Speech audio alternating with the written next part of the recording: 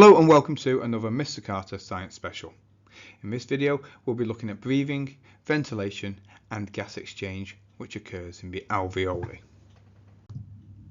It's important that you already understand that respiration is a chemical reaction that occurs in all living cells, where oxygen and glucose are combined together to produce carbon dioxide and water, and energy is released in the form of ATP.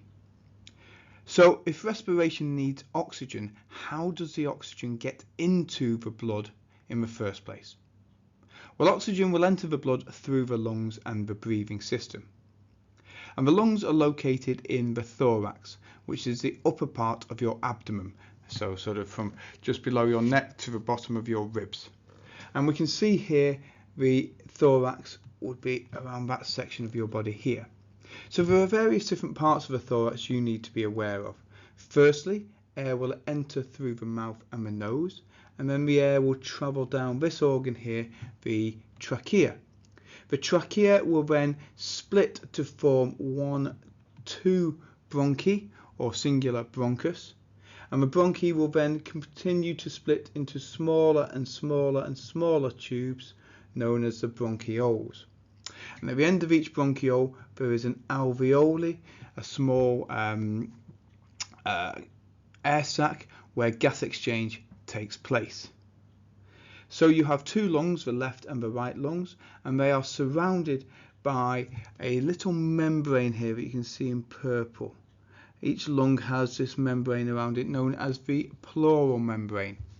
And the pleural membrane protects the lungs and reduces frictions when the lungs inhale and exhale. So in order to help the lungs inhale and exhale, because the lungs do not actually contain any muscles, you need to have a number of structures surrounding the lungs to help.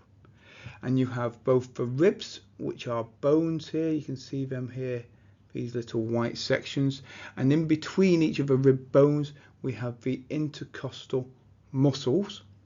And at the very bottom here we also have the diaphragm, which is also a muscle which will help you when you wish to ventilate the lungs and inhale and exhale.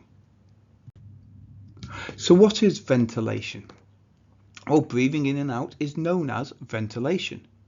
Breathing in is called inhaling, and air goes into the lungs, and the gas from the air called oxygen diffuses into the blood, and the waste gas dissolved in the blood plasma called carbon dioxide diffuses into the lungs.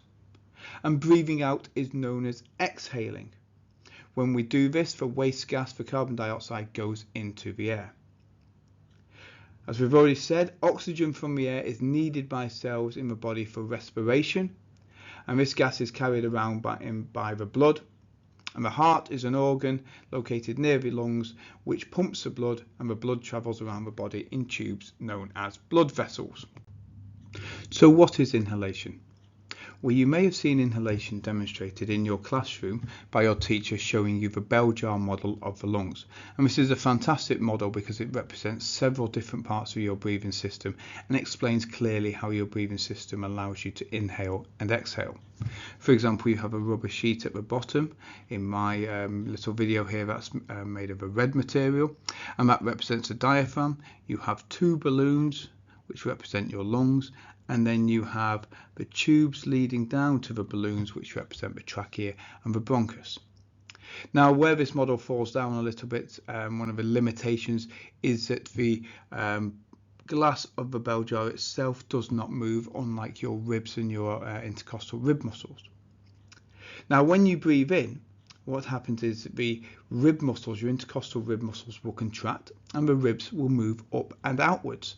And at the same time, the diaphragm muscle contracts and flattens and moves downwards.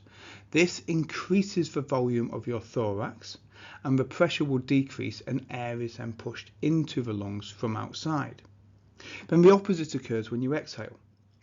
When you breathe out, the intercostal rib muscles will relax, the ribs will move down and inwards, the diaphragm will become its normal relaxed dome shape and move upwards, and therefore the volume of the thorax will decrease and the pressure will increase, and air is pushed out of the lungs.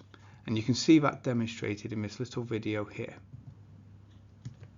So you pull down on the diaphragm, increasing the volume and therefore decreasing the pressure, and you can see the air being forced into the lungs. And the opposite happens when the diaphragm becomes dome shaped. As I say, on this model, one of its limitations is that you don't have the ribs and the intercostal rib muscles clearly shown, as the glass can't move, unlike your ribs and your rib muscles. So once you have ventilated the lungs and you have filled your alveoli with fresh air, then the next stage can take place, which is known as gas exchange. So here you can see a diagram showing you the alveoli, and you can see that we have the blood flowing in here. I'll do that in red for you. The blood flows in, flows around, and you can see the red blood cells here within the blood, and then the blood will flow out.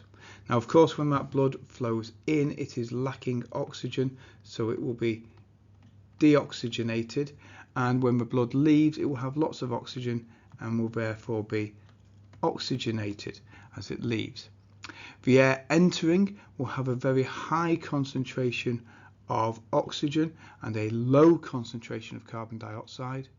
And then when the air leaves after you are ventilating the lungs, the opposite will be true. The air will have a relatively lower concentration of oxygen and a higher concentration of carbon dioxide. So what actually occurs during gas exchange? Well, the deoxygenated blood in the capillaries come very close to the alveoli, and the oxygen is in a high concentration in the alveoli and a low concentration in the blood, so oxygen moves from the alveoli into the blood by diffusion. Carbon dioxide is in a high concentration in the blood and a low concentration in the air in the alveoli, so the carbon dioxide moves by diffusion from the blood into the air in the alveoli, and therefore the two gases are exchanged, oxygen moving into the red blood cells and carried by the hemoglobin within the red blood cells, and carbon dioxide, which is in the blood plasma, carried in the blood plasma, diffuses out into the air. So we have gas exchange occurring. Now, because gas exchange relies on diffusion, that means the lungs must be well adapted, or the alveoli must be well adapted to allow a fast rate of diffusion. So the following adaptations allow that fast rate. The alveoli have a large surface area for gas exchange to take place.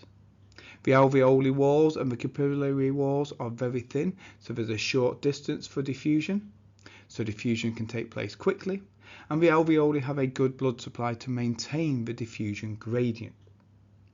The lungs are ventilated when we breathe in and out, and this will also help to maintain the diffusion gradient, so the rate of diffusion is faster, and that means that you will get enough oxygen into your blood, therefore your cells and muscle cells, all your cells in your body will have enough oxygen to be able to carry out respiration. It's important that you learn this list, because this is often a very common exam question that gets asked. Explain or describe how the alveoli are adapted to their function of gas exchange. Well, I hope you've enjoyed this video on breathing and gas exchange. Let me know in the comments below what you've learned. Don't forget to like and subscribe to the channel for more videos. And thank you very much for your time.